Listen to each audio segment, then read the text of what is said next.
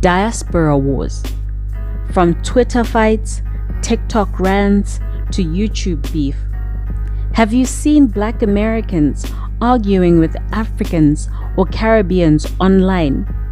These diaspora wars might seem petty, but they threaten something bigger: Pan-Africanism and global unity. Today, we will explain why and what's really at stake. The term diaspora wars describes social media conflicts among Black Americans, especially those descended from U.S. slavery, African immigrants and their descendants, Caribbeans, and Afro-Latinos. On Twitter, it often shows up as FBA versus Africans, ADOS versus Jamaicans, or jokes about jollof rice versus soul food. That turns serious. At first glance, it can look like a playful banter, but often it becomes bitter, personal, and openly hostile. Black Americans accusing African immigrants of looking down on them, saying Africans call them akata, a derogatory Yoruba slang meaning wild animal or outsider, claiming African immigrants don't understand what it means to be Black in America. Another example, Africans clapping back, calling Black Americans lazy or crybabies for talking about slavery and racism, claiming we worked hard and made it. Why can't you? Another example, debates over who created rap, reggae, and dancehall.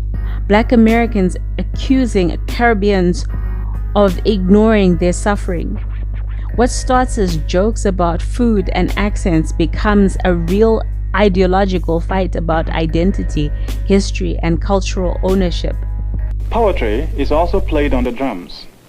Often, large groups of people gather together to listen to our poems. Instead of the poems being spoken, they are played on the drums.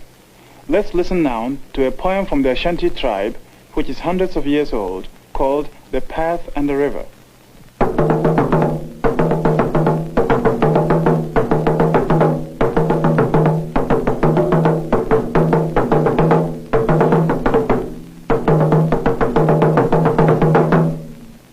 Since I'm sure that few of you understood the poem, Miss Emerencia Tamaklo will say each part in English, Mr. Obley will repeat it in Ashanti, and Mr. Yite will play it out on the drums. The path has crossed the river has crossed the path.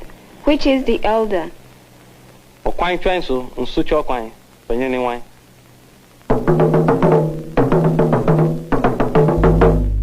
Why is it detrimental to Pan-Africanism? Pan-Africanism is built on the idea that all people of African descent worldwide share a common destiny, struggle, and pride. Historically, W.E. Du Bois organized Pan-African Congresses, while Marcus Garvey, UNIA, said, "One God, one aim, one destiny." Leaders in Africa, the Caribbean, and the US supported each other's freedom movements. But diaspora wars destroyed trust and empathy, turned shared history into competition, who suffered more, and replaced collective action with petty insults. Instead of fighting white supremacy and systemic racism, they waste time fighting each other. So why do they happen? Colonialism and slavery divided us. Africans sold other Africans into slavery. Colonial education taught Africans to look down on New World blacks. Racism in America made Black Americans see Africa as backward. Now social media amplifies hate. Algorithms reward outrage. Trolls and bots sometimes intentionally stir division. And there are real differences. Black Americans endured 400 years of unique systemic oppression in America. African immigrants often come voluntarily, sometimes with higher education, while Caribbeans have their own complex colonial history. All of this creates tension, but fighting each other doesn't fix the root causes. So how does it hurt Black unity in America? In America, Black Americans make up 12 to 13% of the population. African and Caribbean immigrants are a growing share. When these groups unite, they can push for stronger civil rights, voting rights, and economic justice. They share cultural influence in music, film, and business. However, when they're divided, politicians exploit these divisions. Media frames it as proof that Black people can't work together, and important policies like reparations and immigration reform lose momentum. Whether in Lagos, Kingston, London, or Chicago, anti-Black racism, police brutality, and colorism exist. Economic gaps follow Black communities everywhere. Global capitalism still benefits from exploiting African resources and Black labor. Black people worldwide face discrimination in jobs, housing, healthcare, and media stereotypes.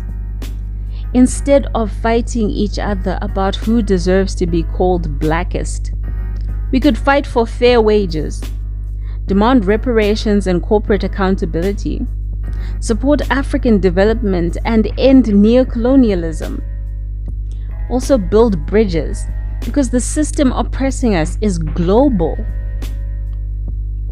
If you found this video powerful, like, share, and subscribe.